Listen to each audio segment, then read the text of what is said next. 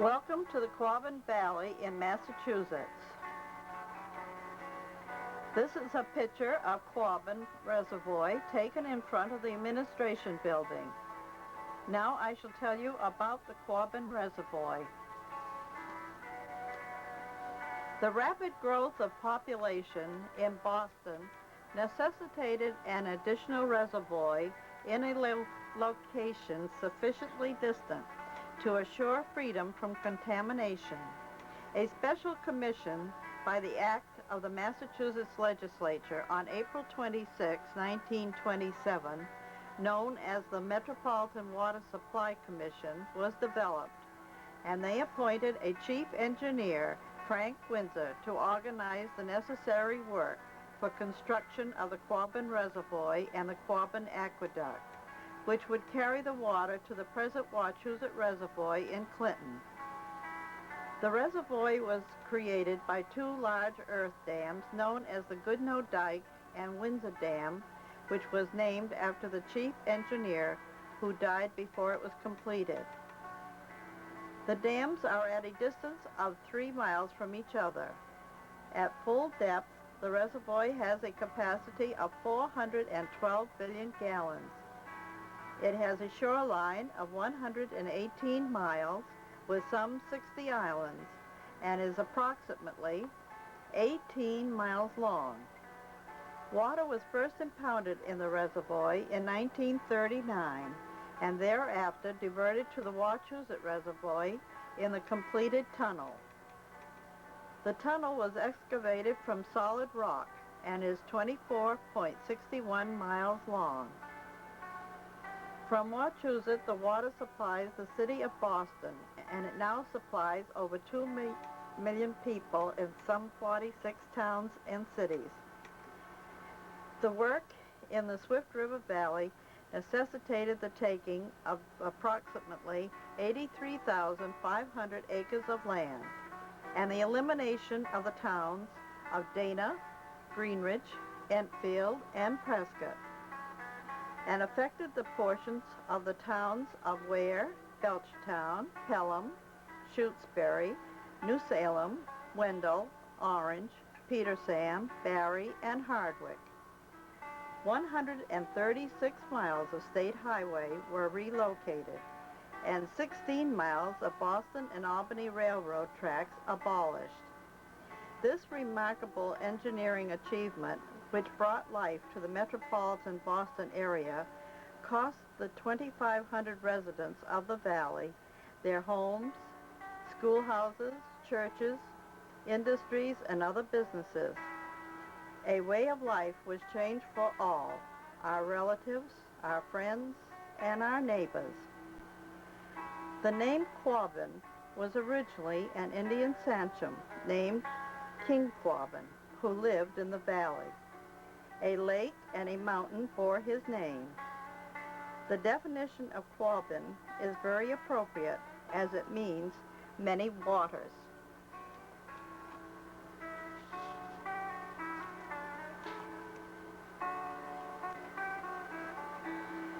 I would now like to start our journey in New Salem, Massachusetts, at Reddy's Four Corners. This signpost depicts the four towns of Dana, Greenwich, Prescott, and Enfield, which were undated. Other surrounding towns on it were Barry, Petersham, Wendell, Leverett, Miller's Falls, Orange, Hardwick, and even the cities of Worcester and Boston.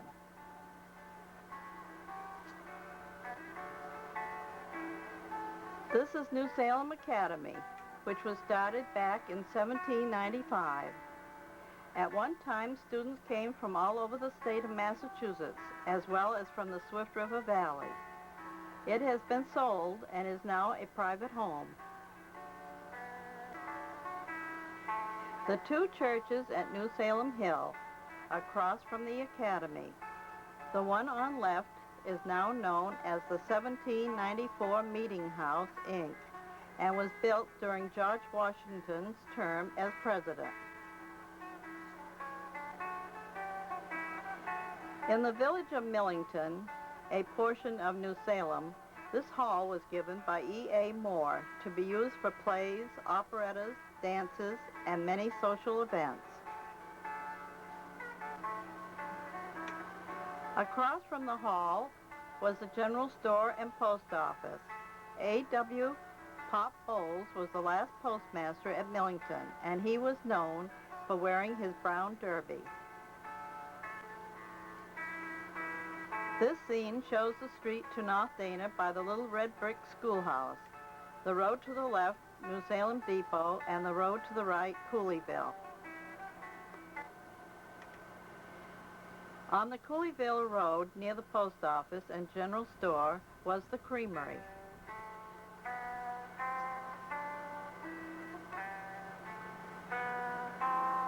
I was pleased to find this picture of the interior of the creamery. It shows the butter churns in the background and the lady wrapping butter in the foreground. Going towards New Salem Depot by the Moore home and the Moore Granary and Grist Mill. Later years, this was owned by Fay Newton.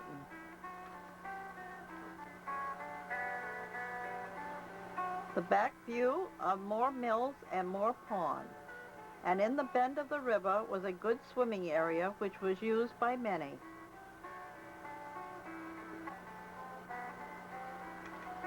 The last train in 1935 came through here at New Salem Depot. Ticket agent Merrill Livingston and postmaster Pop Bowles were on hand on this special day. I'm sure this picture needs no introduction, for we will continue our journey through North Dana, a village of Dana. On entering North Dana, on the right was Moses Nolet's cider mill and home. He lived 40 years in North Dana.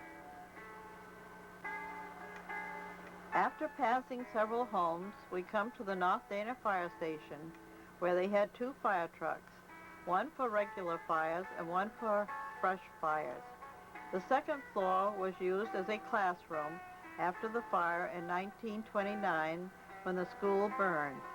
To meet with state requirements, the slide outside the window was used for a fire escape. This is St. Anne's Church, the only Catholic church in the 4 towns. At the time it was dismantled, there was a Catholic missionary group going to South Africa, and they were given the organ, hymnals, and candle holders to take with them. On the left was Fred Doan's house, who was born in 1861. He was the town clerk, and his daughter Helen Doan Nickerson was a teacher in North Dana.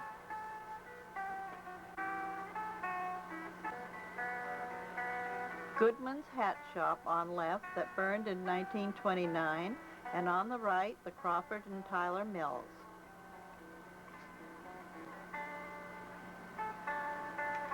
William John Crawford's home, also known as the Morgan Farm. His son, William III, was born in 1887, and for 20 years was engaged in theatrical work and was believed the first actor to be in drama on the radio station WORC in Worcester.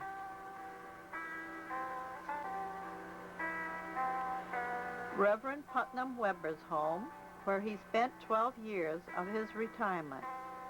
He was the father of Mrs. Lester Hager and was the first one to sell his home to Metropolitan to make way for the reservoir. It was later rented to William and Clarissa Hackett.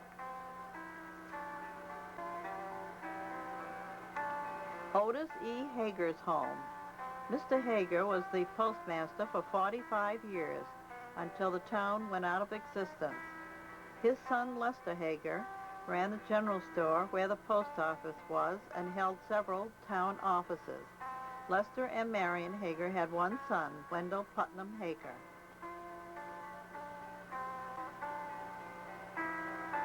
Mrs. Catherine Crawford Tyler home. Her husband, Edward Tyler, went into partnership with her father. Their home was a showplace, and when it was sold, the boards were marked and the house rebuilt in Athol. Across from Mrs. Tyler's home was her father's home, William J. Crawford, who was born in 1855, came to Dana in 1883. Mr. and Mrs. Crawford celebrated their 50th anniversary in 1915. In 1929, after Mr. Crawford's death, his home was made into a two-room schoolhouse with 4 grades in each room. Helen Doan and Mildred Horn were the teachers. Flavel Gifford was the superintendent. This is a view looking east. The Crawford and Tyler Mills on the left, Frank and Clayton Grover's home straight ahead, and above them the little house was Ed Rowan's. And it was said, when the Quabbin was full, the water line would be where their house sat. Where you can see the bridge is where the main branch of the Swift River was.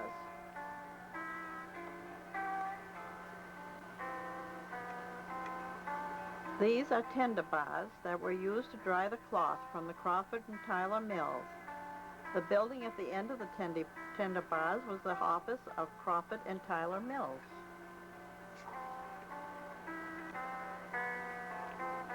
Daniel and Blanche O'Brien lived here, and their children, Catherine Reed, Margaret Belden, William O'Brien, and Charles O'Brien. Showing the old North Dana Post Office and General Store, operated by Lester Hager.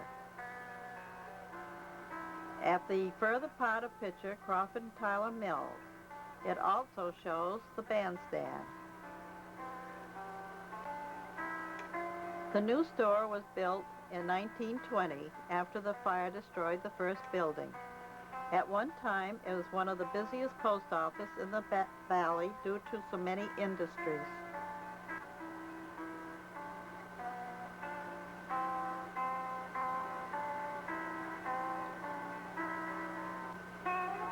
Showing Main Street with the Hart home next to Hager's store.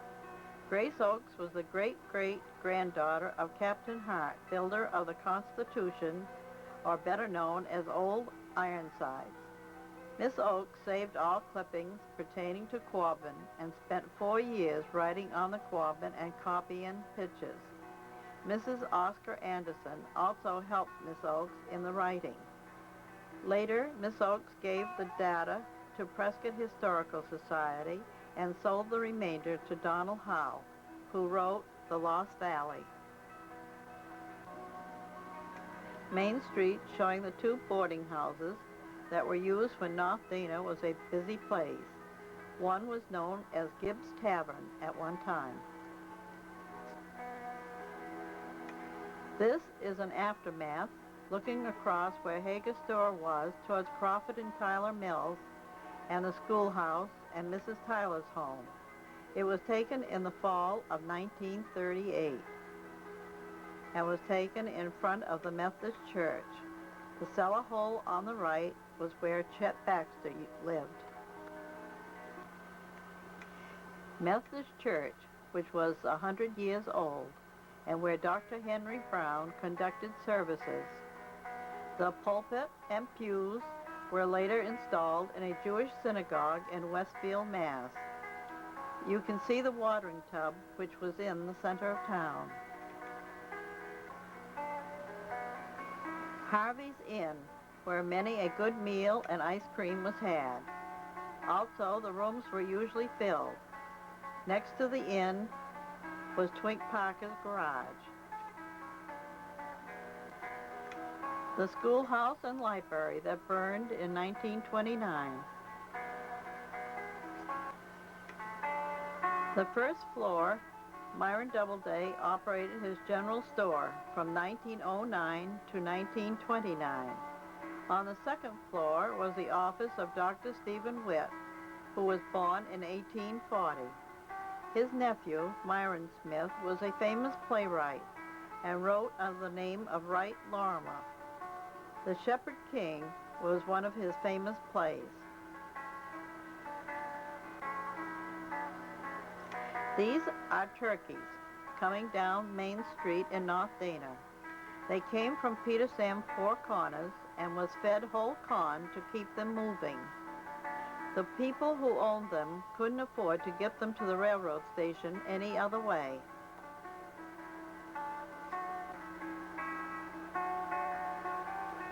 At last, they made it to the railroad station, and as the story goes, they rode with their turkeys in the boxcar to Florida because of the lack of money.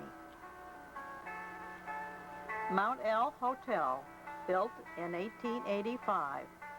Last proprietors were Kennedy, Clancy, and Simons.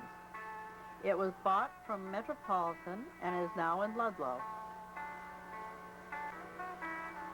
The movie house, which was built in 1912 with an A&P store and an ice cream parlor.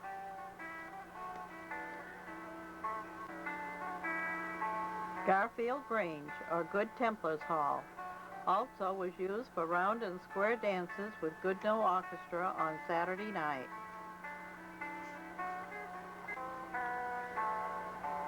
The last picture of Grange members of the Garfield Grange, number 104 in North Dana, was organized February 8, 1882. The last master of the Grange was Addison Fluff, and the charter was surrendered on June 3, 1938. The North Dana Railroad Station, where the Boston and Albany Railroad made their final run on June 1, 1935, starting at Springfield and went to Athol and back. Otis Hager and brother Arthur Hager rode on the first train in 1873 and the last in 1935. I also rode on this train and have my ticket and a timetable with all the signatures of the people on the train. This train was better known as the Rabbit Line.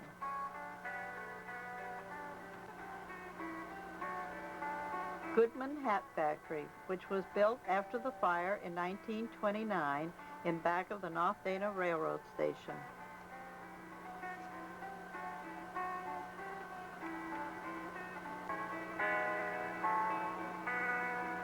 Swift River Box Company, owned by Clayton Grover and sister Ruth Gifford, which was moved to Athol, where several families moved to and continued to work for the Swift River Box Company.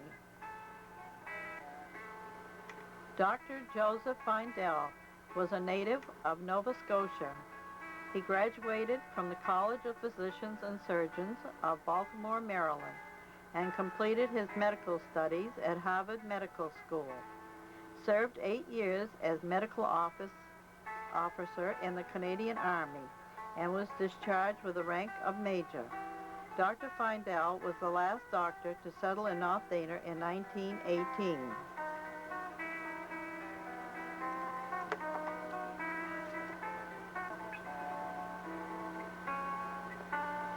Edwin C. Matthews Home, a native of Quebec and New Hampshire, accomplished soloist and violinist, also had a milk business. This was also where my father, Leroy Thayer, and I were born. Later years, when Metropolitan owned it, it was rented by Addison and Clara Pluff. Picture of Edwin Matthews, better known as Grandpa Matthews, the singing milkman, with his famous horse, Kate. Mr. Matthews lived to be 98 years old. The home of Les Haskins, who was station agent and engaged in the insurance business. Also, he served as state representative and president of the Valley Organization. His sister Grace was librarian.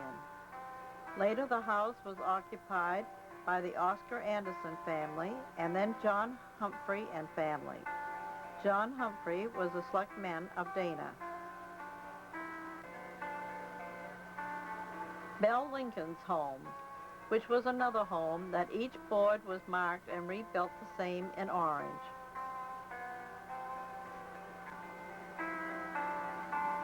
On South Main Street, Orange, is Bell Lincoln's house that was rebuilt. Josephine Hayden, with her 2 sons, lived here, Donald and George Hayden.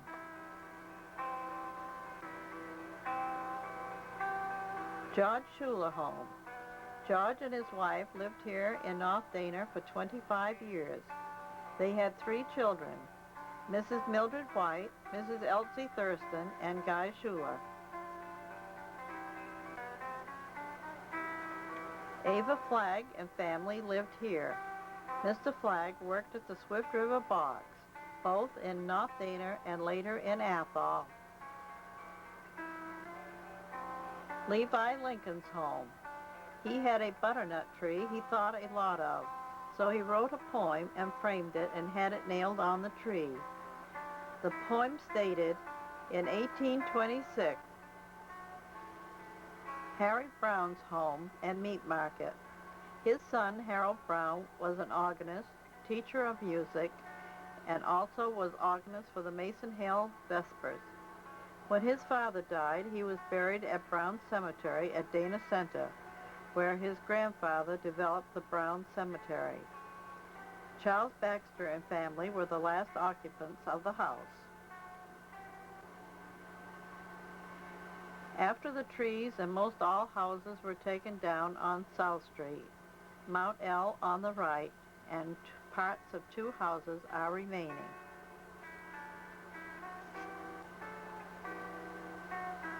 View of East Street with Lindsay home on left and Lemon home on right.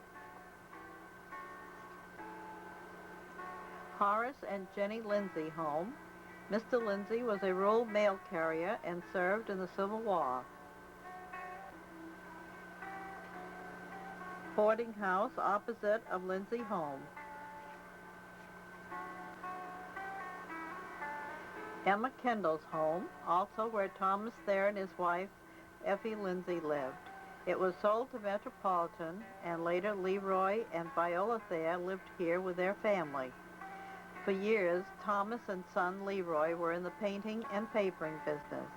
Later, Leroy Thayer was janitor and bus driver at the North Dana School until it closed for good to make way for the reservoir in 1938.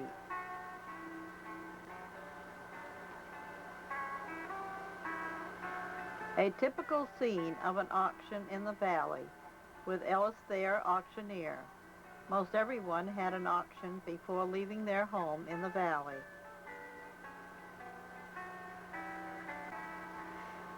The Universalist Church and Parsonage was built in 1899. 2 former members of the church gave money to continue a musical program with religious composition to be known as the Mason Hill Vespers as a memorial to the North Dana Universalist Church. The Vespers are still being carried on. Anthony Petrazzi and family were last occupants of the parsonage.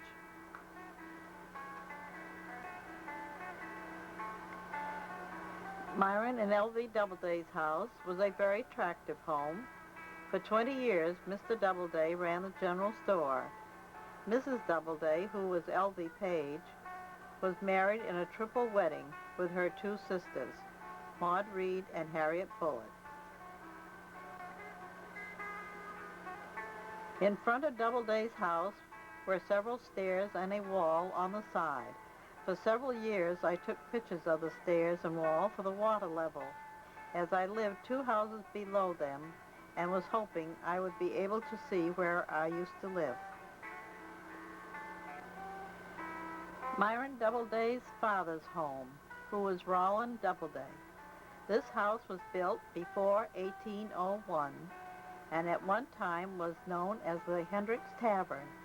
It was also a stagecoach run between Munson and Keene, New Hampshire, and had a toll gate. The land with the home was approximately 500 acres. There were 12 large rooms, a large hall, 3 stairways, 2 attics, a bee closet in the attic, workshop and shed, 4 outside doors. The front door was beaded and 6 panels formed a cross. This was called a Christian door. The last occupants were Leon and Emma Stone and their daughter Louise Stone Rawlers. A scene showing where the house used to be. A view of North Dana from Mount L. On Mount L was a county marker with Worcester, Franklin, and Hampshire County on it. Gate 40 off Route 32 on Nichawag. The snow tomb was located near Route 32 and inside the Gate 40, going towards Dana Center. Asa Popcorn Snow was very eccentric, and he had his own metallic casket with a 10-inch square glass over it, the head of the casket. The casket was kept full of popcorn, being his favorite food, and later he was buried in the casket. Going towards the center of Dana, on the right used to be a town hall, school, and the cemeteries in back of them. The town hall was a Baptist church in Petersam and was moved to Dana for a town hall and school. Later they built a school near the town hall. Dana Common is where the two granite rocks with plaques on them and one cannon and cannonballs were until the town was undated and the memorials were moved to Quabbin Park Cemetery. On the right was Reverend Flagg's home. In 1936, Herbert Flagg retired here for 2 years and then sold to Metropolitan.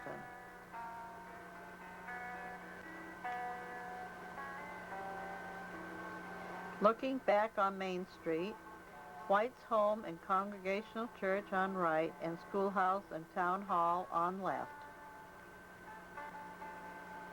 Only a sidewalk shows as to where the schoolhouse was.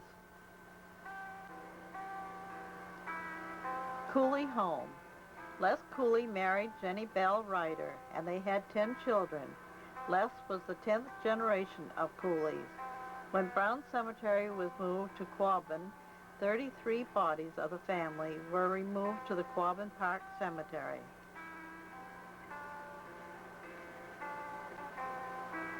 John Johnson House, whose father, Nathaniel Johnson, manufactured palm leaf hats.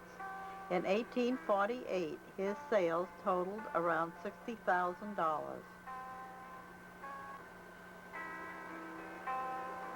Cotton Store and Post Office. Mrs. Ethel White was last acting postmistress. Notice the tree in front of the building.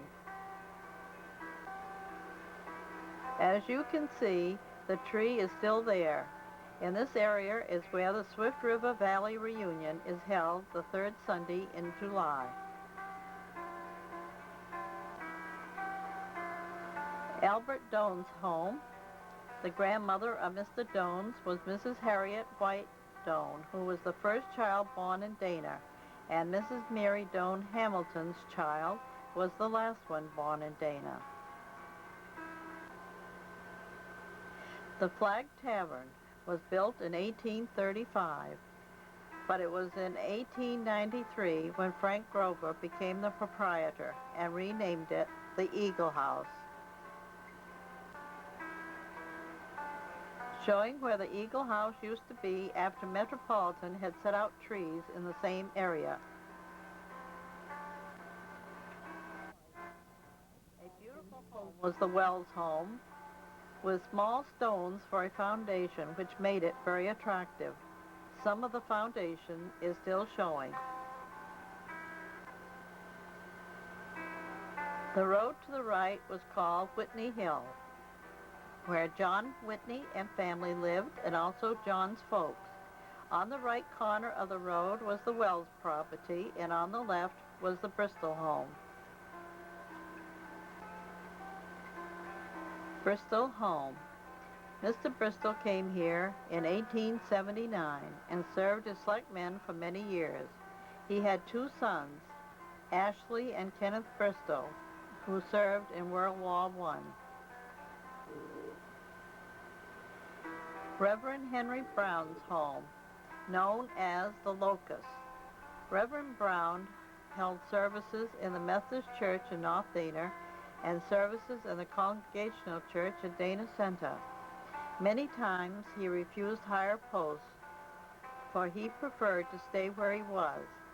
He and his wife, Adele, had the respect and the love of the grateful people of the two towns, Dana and North Dana.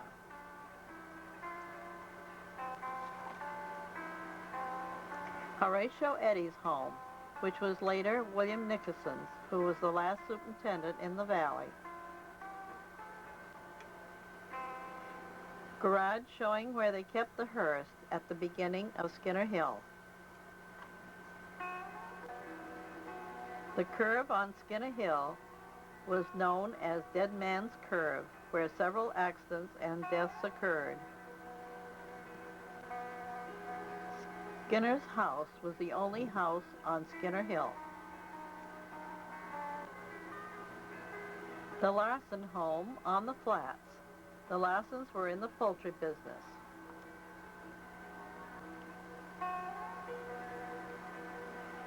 It looked like this after the house and buildings were taken down. Where the rocks are on the left shows where the house used to be. Also shows from the bottom of Skinner Hill the road to North Dana.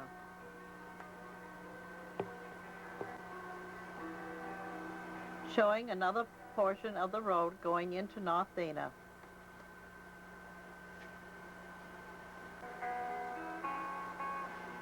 This was a red brick schoolhouse, which was later made into a home. There was a road to the right just beyond the house that went into Doubleday Village. Doubleday Village consisted of 8 houses, all with Doubledays. At one time, there were 14 children living there.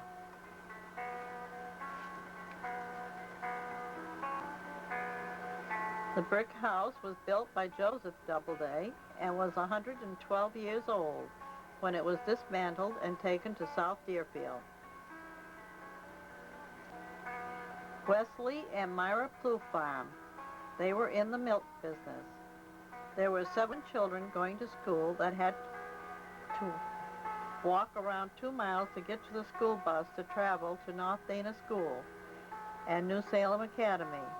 The house had mantels in almost every room and beautiful wide boards on the floor.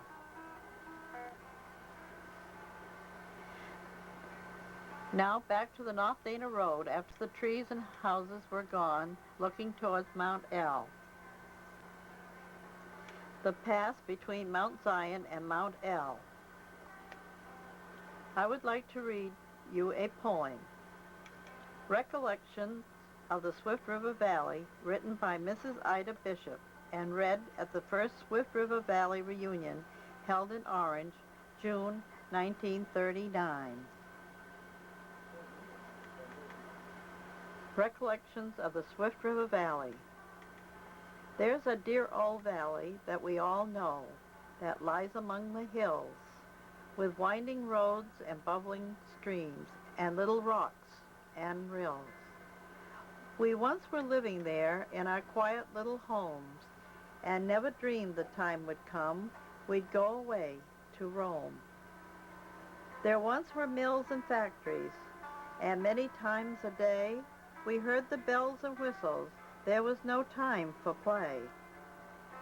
For everyone was busy, there was plenty to be done, and all the people toiled there from morn till setting sun.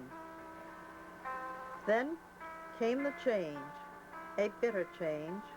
A few short years ago, they said we all must leave our home, we all would have to go. Bostonians needed water, and so to satisfy their greed, they would construct a reservoir to fulfill their every need. They have built a dam, a monstrous dam, a half a mile or more. They've also built a baffle dam to reach from shore to shore.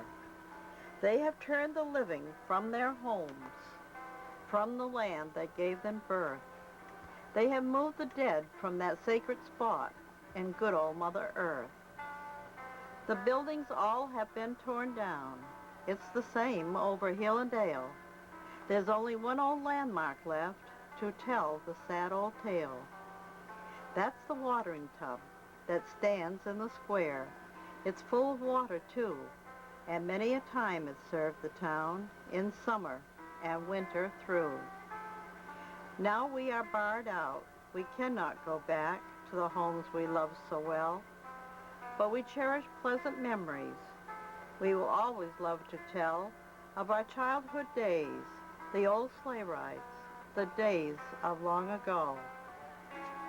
Our travel now goes to Greenridge, the Schimmerhorn home, where they took in tourists and also was in the poultry business.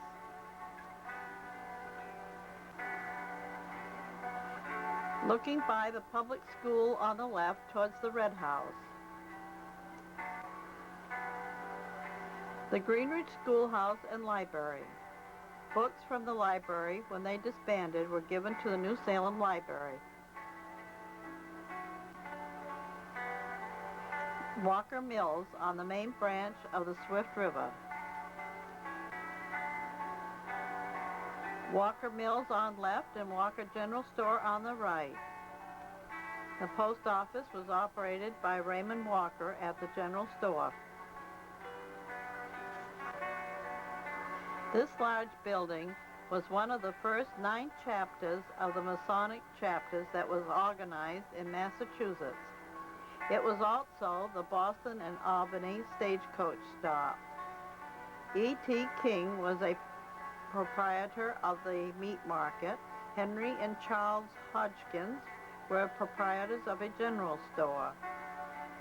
This large building was burned in 1929. On the first floor, under the post office and general store, was a harness shop and barber shop. Walker's Sawmill and Gristmill. Main branch of the Swift River flowing between the 2 mills. General John Warner's home, who manufactured size.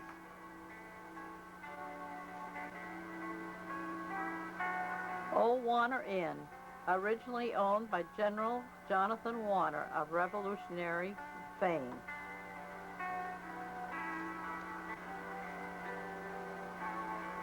This toll gate was on the Greenwich Village and Hardwick Highway, believed to be the last standing one in Quabbin. It was kept by Lorenzo Billings on John King Farm and was torn down in 1911.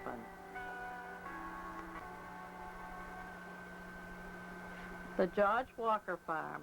Mr. Walker was very prominent in local and state Republican politics, a member of the Walker Brothers grain dealers and lumber merchants. Mr. and Mrs. Walker had 5 children, Paul, Philip, Louis, Sophie, and Raymond Walker.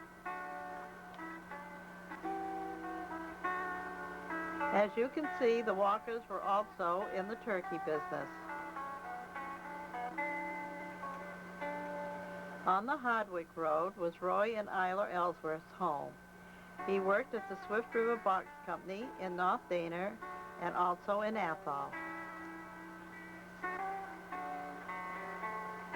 The Riverside Hotel on the corner to turn towards Quabbin Lake. It was destroyed in 1911.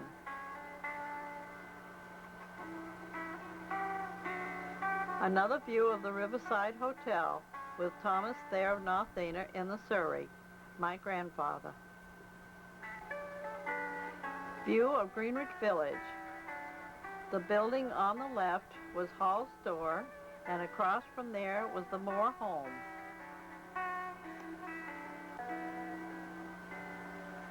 Ernest Howe Vaughn, born June 22, 1858, in Greenwich. His grandfather, Reverend Nathan Vaughn, was a noted Baptist. Ernest Vaughn attended Greenwich School and New Salem Academy, served as principal at Ware Grammar School in Ware, studied law in the office of Judge Henry C. Davis, graduated from Boston University Law School with a degree of LL.D. He was a member of the law firm Vaughn, Esty, and Clark and Crowdy of Worcester. His summer home was on Curtis Pond.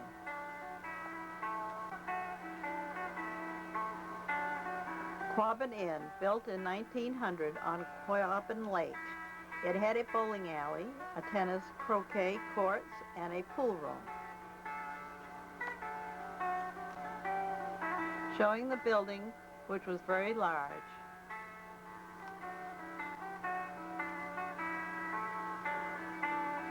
Looking back towards the Walker Mills.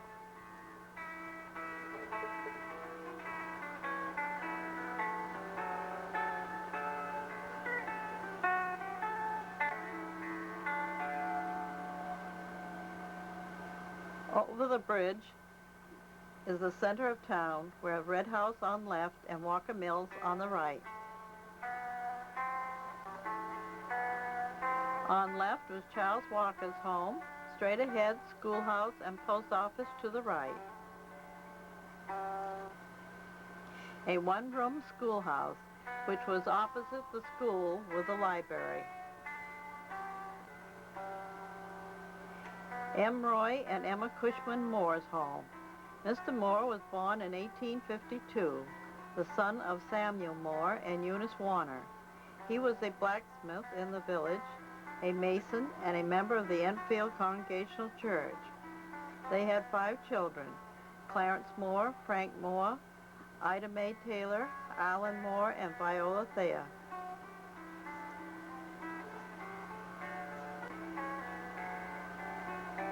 Ada Vaughn's home. It was a very attractive home.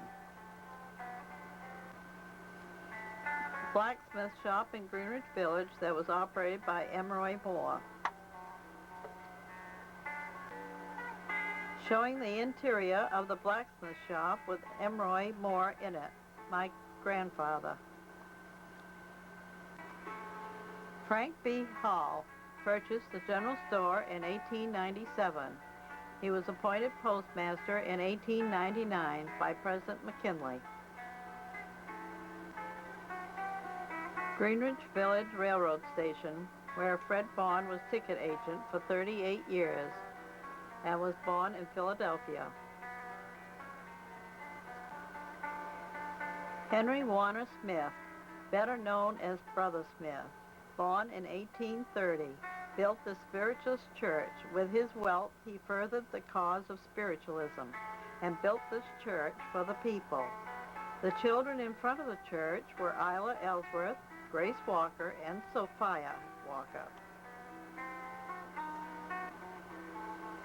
This shows the interior of the church with organ, pulpit, and stoves on both sides of the platform and Brother Smith in the center. He gave a dedication service and handed the deed to a member of the church. At the close of the service, being the only one that had a safe, he was asked to keep it for them.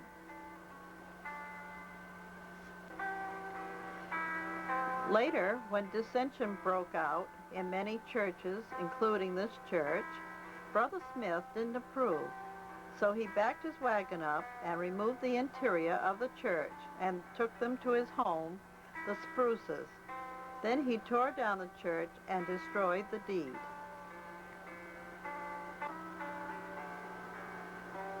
Looking down the street towards the new Independent Liberal Church.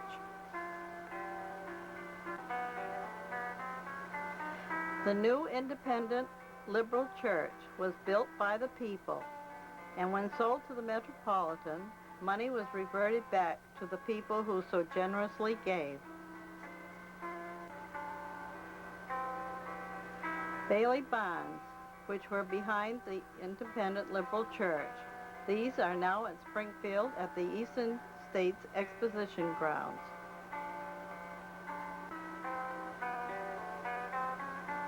Daniel Parker's home. His daughter, Sarah Parker, was married to Henry C. Works, an American songwriter of the Civil War era.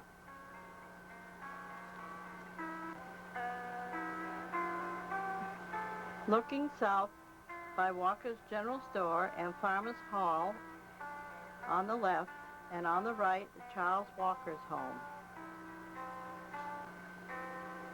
Charles D. Walker's home. Charles' father was William H. Walker, who wrote a manuscript called Ez. Mr. William Walker was engaged in the grain and lumber business.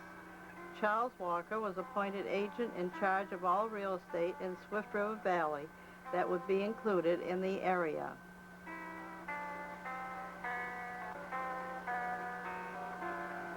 Nellie and Fred Vaughn's home, which was one of the nicest homes in Greenwich Village. Belle and Frank Thayer's home. Belle Thayer was an artist, and some of her paintings were done on pieces of fungus from the trees and are on display at the Swift River Valley Historical Society in North New Salem. The Thayer home being taken to its new destination. Clarence and Edna Moore's home. His wife was Edna Johnston, who was the last secretary of the Greenwich Reunion.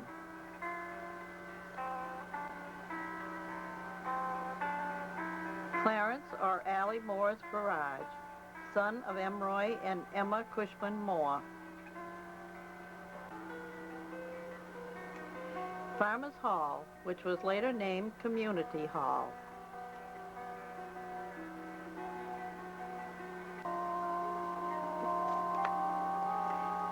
This is Mill Pond, where Henry C. Works sat and wrote the words and later the music to the Grandfather's Clock Song. Henry Works was married to Sarah Parker, daughter of Daniel Parker. The original clock was in the home of Webster Parker and later his son Lindolph Parker in Granby. Lindolph and his wife, Sally Phil Brown, had 5 children, and I feel at this time one of the children still have the famous clock.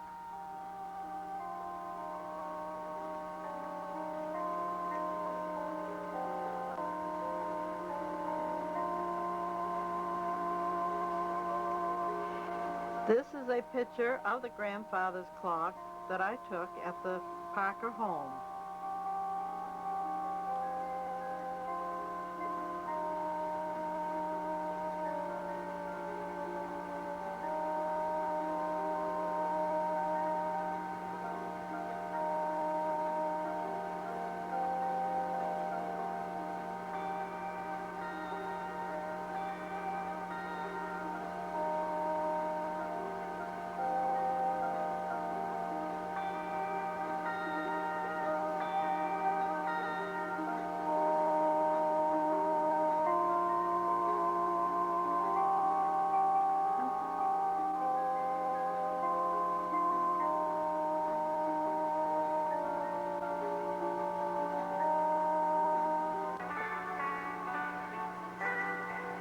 The Little Old Red Schoolhouse.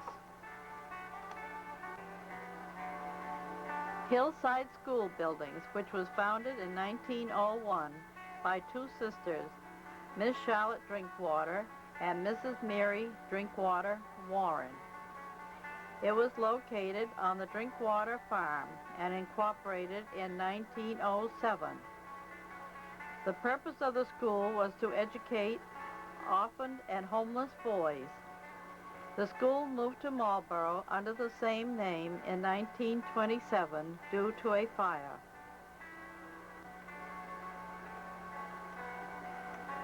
These are the dairy barns at Hillside which burned, and the school moved to Marlborough. Showing when they began to build the Baffle Dam with Walker's Store in the center of Greenwich being the only building in sight. Beginning to look more like a dam.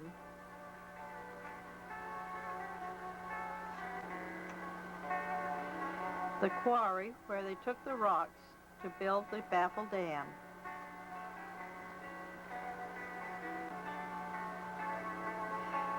The dam almost completed. This shows the dam almost finished, and to show you how high it is in comparison is the general store and post office. There's a slight line on each end of the roof.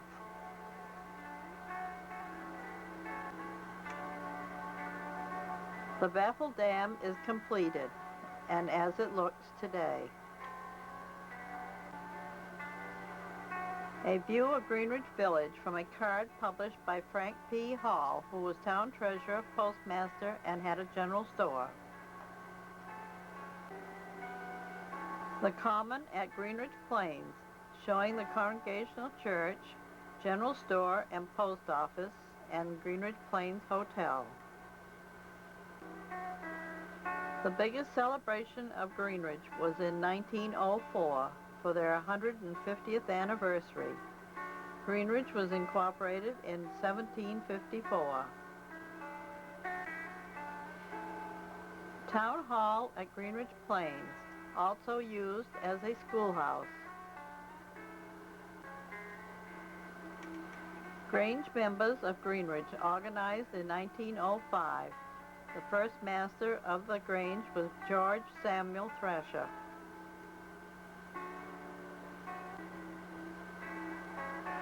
General store and post office. Howard Dickerson was postmaster and was also a member of the Bethel Lodge of Masons. The Greenridge Plains Hotel was a real busy place in the summer and just existed in the winter. The Greenridge Congregational Church. The members wanted to carry on the name and church work. It was suggested to create a memorial foundation for the benefit of all churches in the area. For several years, they have an annual meeting and get-together at the East Church in Ware, Massachusetts, in October. Howard and Ruby Dickerson's home. Mr. Dickerson was the postmaster. He and his wife celebrated their 50th anniversary. J. Madison Stone's studio, where he spent his summers. Mr. Stone was born in Dana in 1841, a veteran of the Civil War. He had a studio in Boston and was widely acclaimed for his portrait of a Greek girl, which created a sensation when exhibited in Boston in 1879. A life-size portrait of Sergeant Thomas Plunkett was in Mechanics Hall in Worcester. Mr. Stone spent his summer with his sister and husband, Dr. and Mrs. Gould.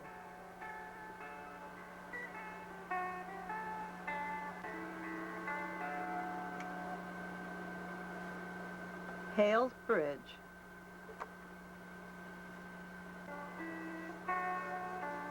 Addison Moore's Ice House, which was one of the leading industries in Greenridge. More than 100,000 tons of ice was shipped annually. Dagmar Country Club.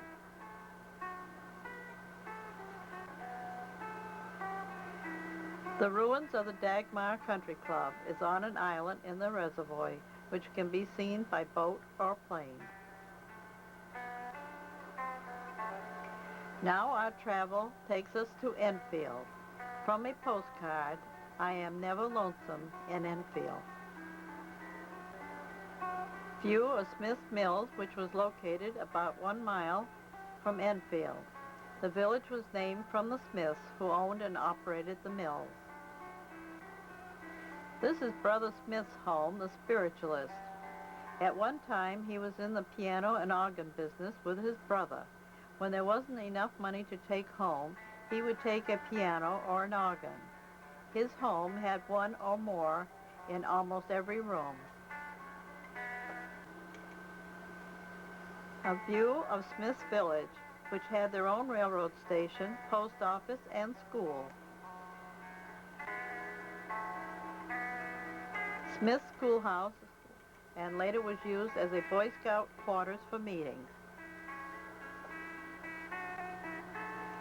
Enfield Grange, number 243, was established in 1904, and the last meeting was with Greenridge members when they both surrendered their charter, June 16, 1938.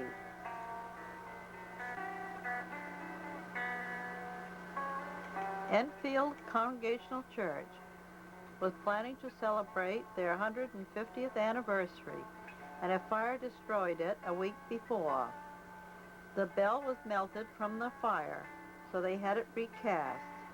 At this time, they made small bells for the people and gave the large bell to the Central Congregational Church in New Salem. Please notice the cemetery in back of church, which was in terraces.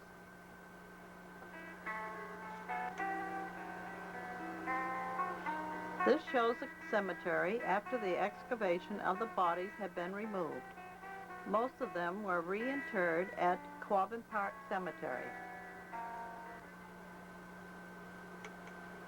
On the common in Enfield are these memorial monuments. The tall monument, base of Quincy granite, surmounted by the bronze statue of the Civil War.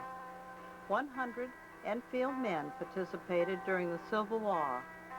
A Confederate cannon and cannonballs were given the American Legion post by a congressman from Springfield. These are now at the Quabbin Park Cemetery. View of Main Street, past the Congregational Church on left, and on the right was the Town Hall.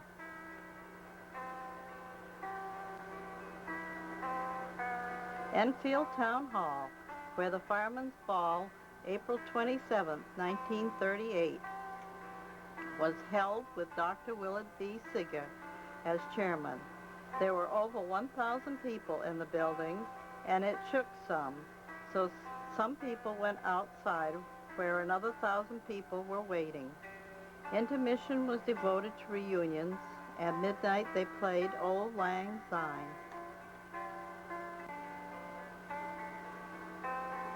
Schoolhouse next to the town hall.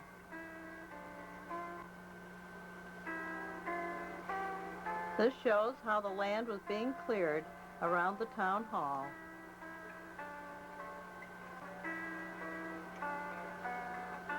The clearing's been done and the town hall is finally all by itself. Finally, it came down. The Chandler home is in the distance, which was used by the administration for their headquarters. Methodist Church, where Reverend Samuel Tupper is recorded as first pastor in the 1800s. Congregational Parsonage, where the Reverend Crosby was first minister in 1789 and served in the Revolutionary War and the War of 1812.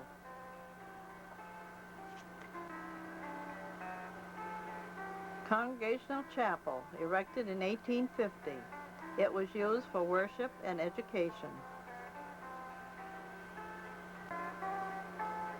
Robert Field's home, from whom the town of Enfield was named. The home was built in 1776, consisting of 8 rooms, and the partitions of the front rooms were so hinged that the walls could be folded back to make a large ballroom, where many entertainments were held.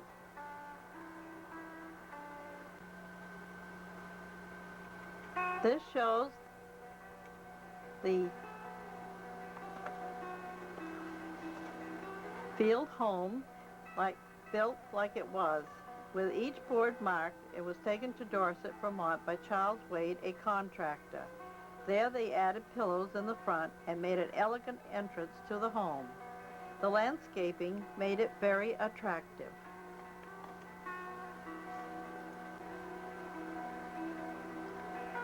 In the center of Enfield is the Swift River Hotel on the right, Dr. Seeger's home on the left, and Haskell's store on the further corner.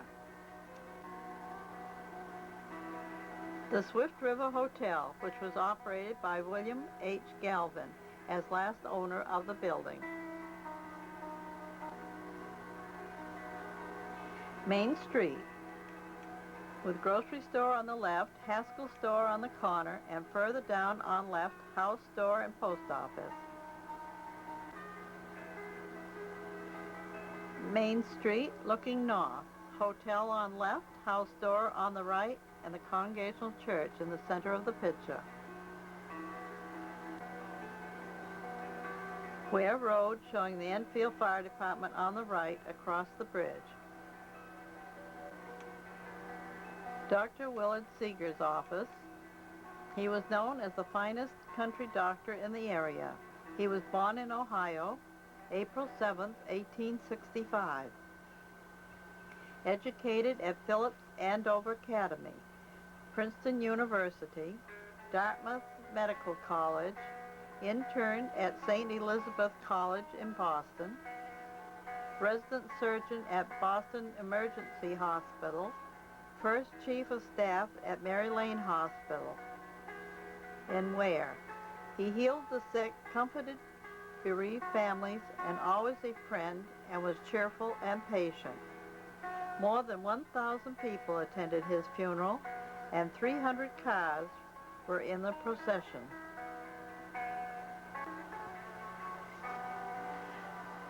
The bridge over the Swift River. A moment of reality. The big blow-up when the Metropolitan released the main branch of the Swift River. The aftermath with Mount Ram in the background.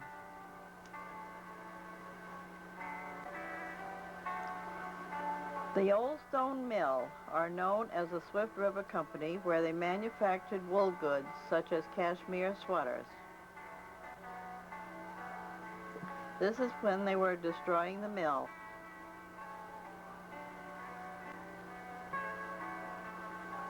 This is the center of Enfield, with Haskell's store, house store, and post office on Main Street as the clearing was being done.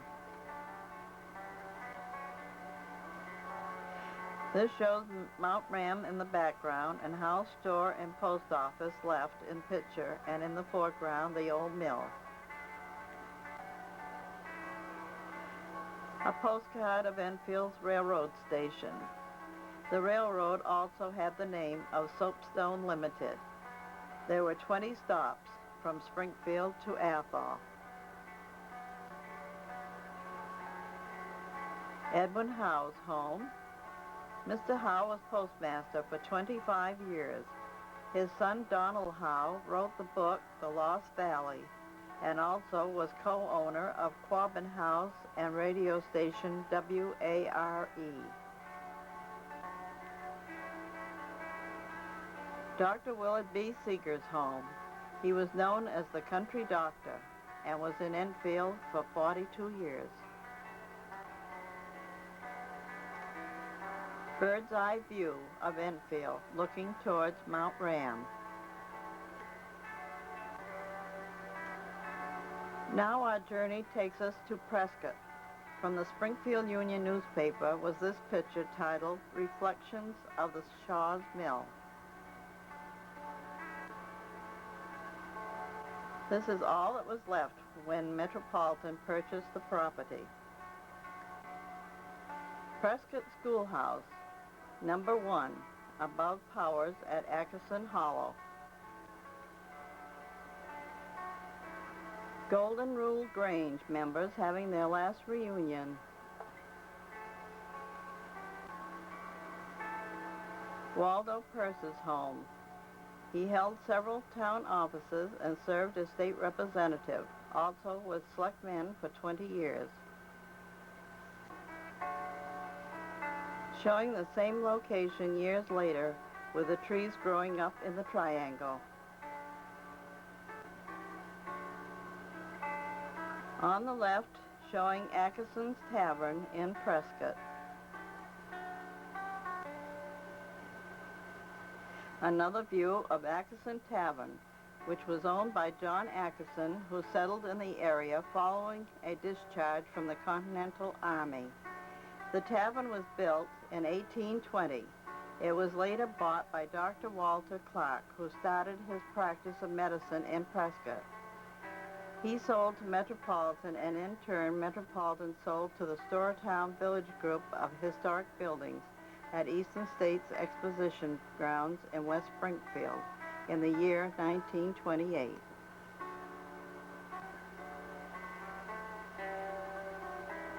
The Atkinson Tavern, now known as Storatown Tavern Restaurant, at the Eastern States Exposition Grounds at West Springfield, Massachusetts. Prescott Town Hall was sold to Judge Woolsey of New York City. The building was carefully taken down, and the boards were marked and rebuilt in its original form in Petersam. You can faintly see a white monument in back of the town hall.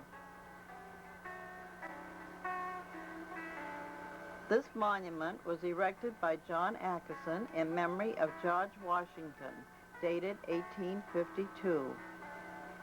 Mr. Atkinson was in the Revolutionary War. The inscription includes the words, "In grateful memory of the leader of the American forces whose valiant service made this land of ours free and possible." It is now at the Quabbin Park Cemetery.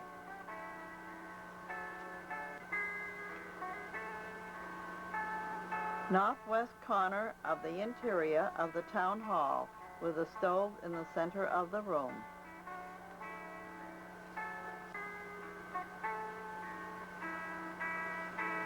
The southwest corner showing the War Memorial with gold eagles on it, and this was the only memorial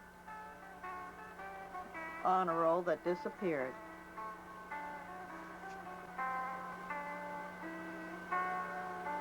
Showing the town hall in Petersam as it used to be after being completed by Judge Woolsey.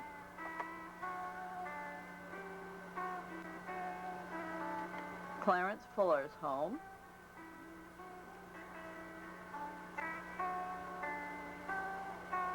Fred Doubleday's home. Mr. Doubleday was road commissioner.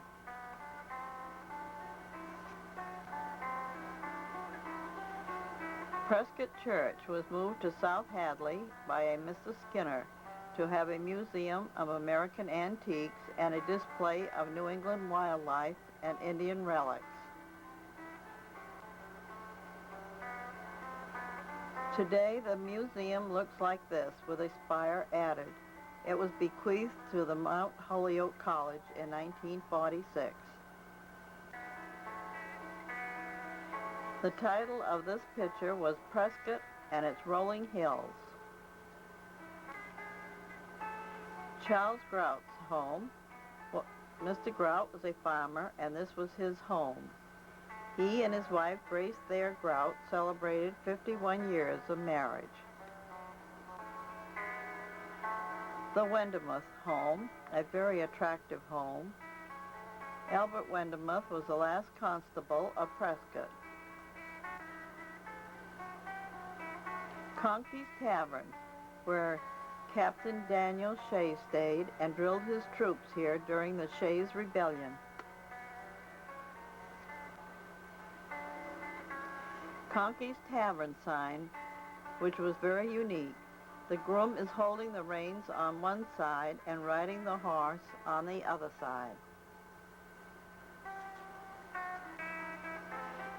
Rattlesnake's Den, which was truly a beautiful sight in the fall. Ed Mitchell's farm. He added a porch before the farm was sold to Metropolitan and received more money for having a porch on the house.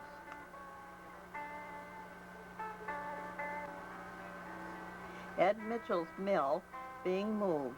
There are 6 horses in front and 2 horses in back.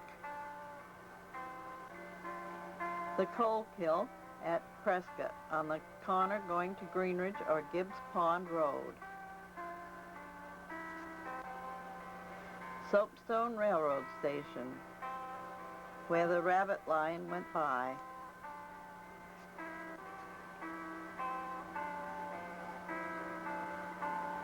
Marshall Brown's home. He was a farmer and lumber dealer. Marshall and Flora Brown had 4 daughters, Mrs. Minnie Jacobson, Mrs. Gladys Hubbard, Mrs. Floyd Carrier, and Mrs. Vera Gilmet, and 1 son, Merle Brown. Marshall Brown's home was a very unique home for the way it was built.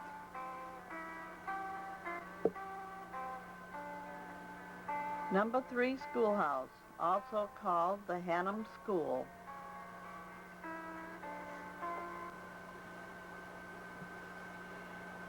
North Prescott Store and Post Office. The last postmaster was Barbara Fuller. Red Schoolhouse number 5.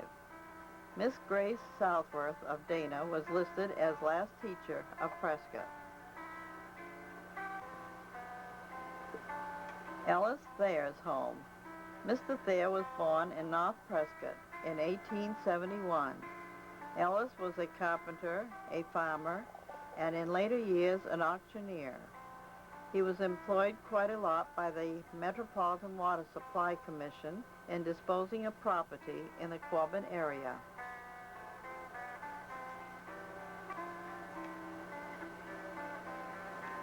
Rufus Power's home. He operated 2 mills, a sawmill, and became the first man to make iron horseshoes in the United States. Also, he made brimstone matches and shingles.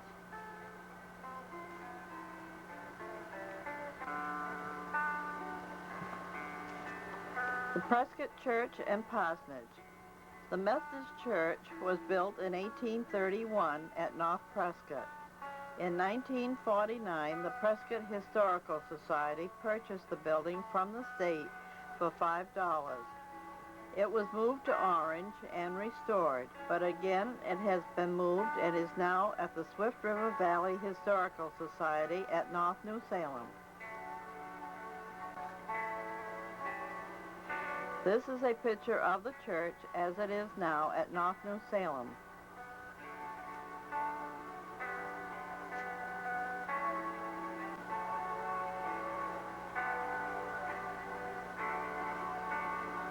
Now entering Windsor Dam and the Quabbin Reservoir.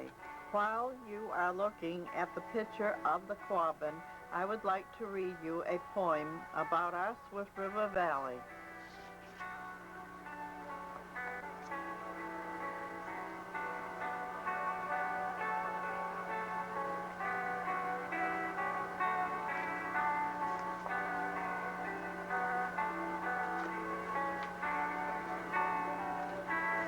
Reservoir of Memory, dedicated to the Valley people by Gertrude Hanson Black of Orange, formerly of Dana. Anxiety caused by a growing fear hung over our heads for many a year. For it was rumored that covetous eyes were turned toward our valley for its water supply, for its brooks and rivers and clear, bright lakes would surely a wonderful reservoir make. For a while the rumors would quiet down, and all seemed well for our little town. Then again the monster we hoped was dead would raise his ugly, sinister head. We realized at last that all too soon our beautiful Swift River Valley was doomed, that we must give up the land of our birth to quench metropolitan Boston's thirst. Business that used to thrive and flourish dwindled a while and at last lay perished. Farms were abandoned and tall rank weeds covered scores of land once sown with seed. But the saddest thing we had to face was moving our dead from their resting place. At last the exodus was complete, and the engineers free to perform their feat. Tunnels and dikes and enormous dams are the landmarks now where homes used to stand. And strangers come from miles to see 39 square miles of scenery. But deep in the heart of you and me, it's a vast reservoir of memory.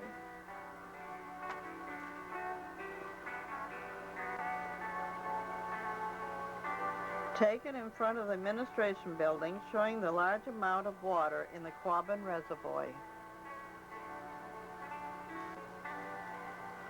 I don't believe there are many that saw it before it was ready for the release of the water. Showing the water when it first started coming in at the Windsor Dam. The signpost of the Quabbin Reservoir and Aqueduct, which tells the history of the Windsor Dam and Chicopee Valley Aqueduct. Again, we look at the completed reservoir in all its beauty, the blue water and the lovely trees sheltering it.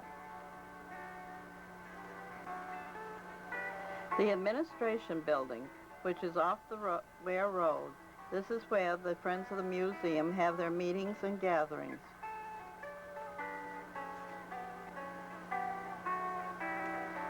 When I began taking pictures in the early 60s, I took this one at Windsor Dam of my two daughters, Patricia Snow Hayden and Cynthia Snow.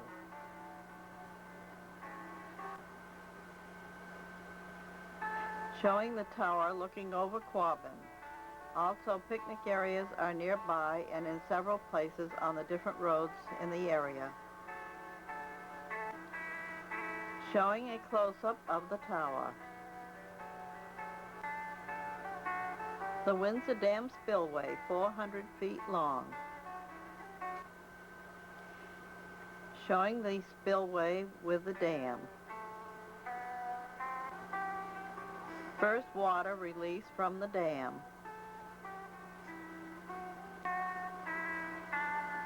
First water released from the dam through the spillway in 1946.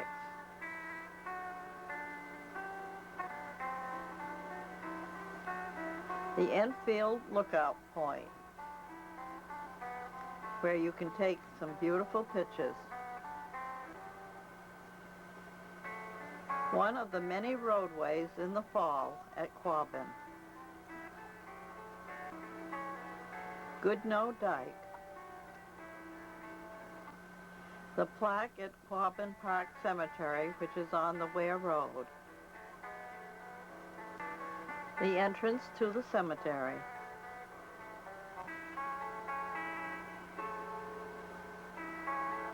A new cemetery, known as Quabbin Park Cemetery, was constructed in the town of Ware, and 7,561 bodies previously located in 34 cemeteries of the valley were taken to this new cemetery. It is maintained and operated for the benefit of the former residents of the towns in the Quabbin Valley. These are pictures of the war memorial. This is how the cemetery looked before the burials took place. Another view of the cemetery. On the right as you enter the cemetery is the chapel. It has a plaque on the front of the building. Quote, "The towns which were discontinued by the construction of the Quabbin Reservoir remember their boys who served in World War I by these honor rolls, that their names liveth forevermore, Dana, Enfield, Greenridge, Prescott. They gave their lives that democracy might live."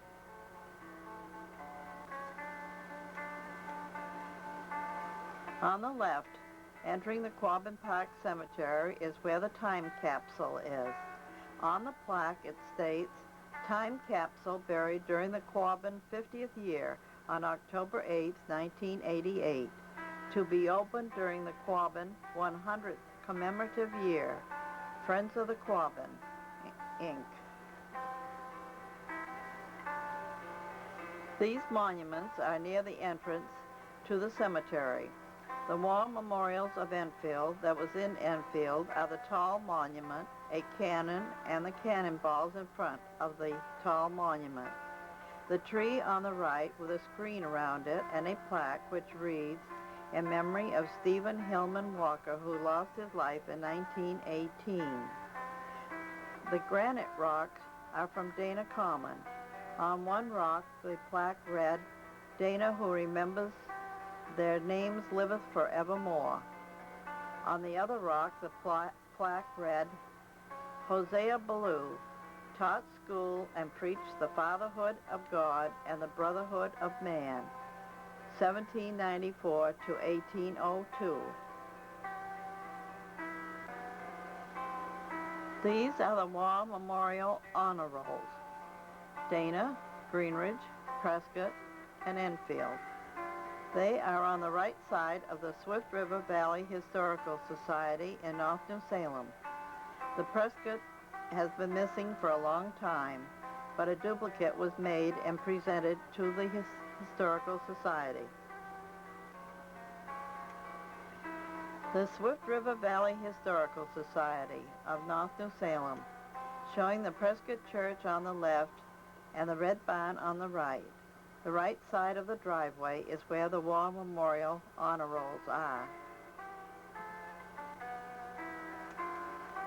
A portion of the dining room inside of the Historical Society.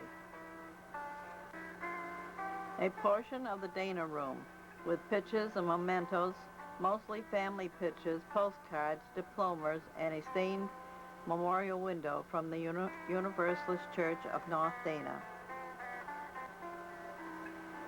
Showing a portion of the living room at the Society, the fireplace and wallpaper, which is very old. In the living room are the 3 wedding dresses of the triple wedding of the 3 Page girls, Elvie Doubleday, Maud Reed, and Harriet Bullard.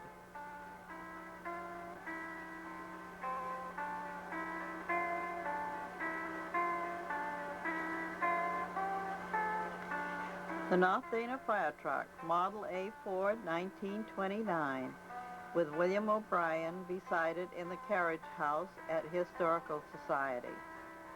This fire truck has been used in many parades by Bill O'Brien and before him Leroy Thayer, who used to be fire warden in North Dana.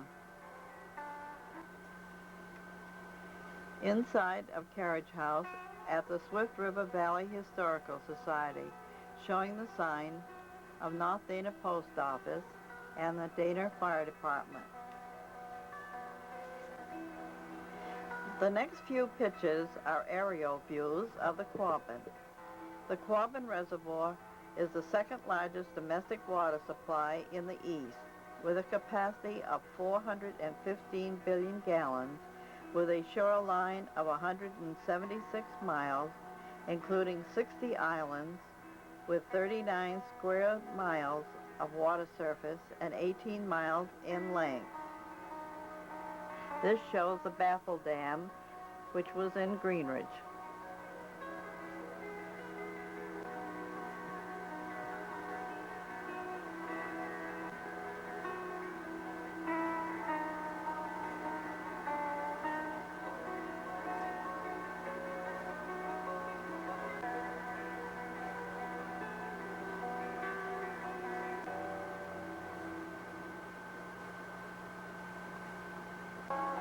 These aerial views are ones that I have taken myself.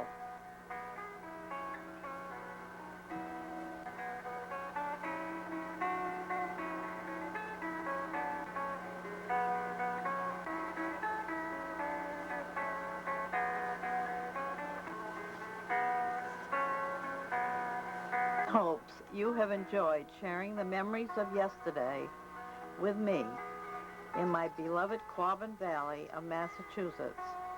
Sunset over Quabbin, and thank you.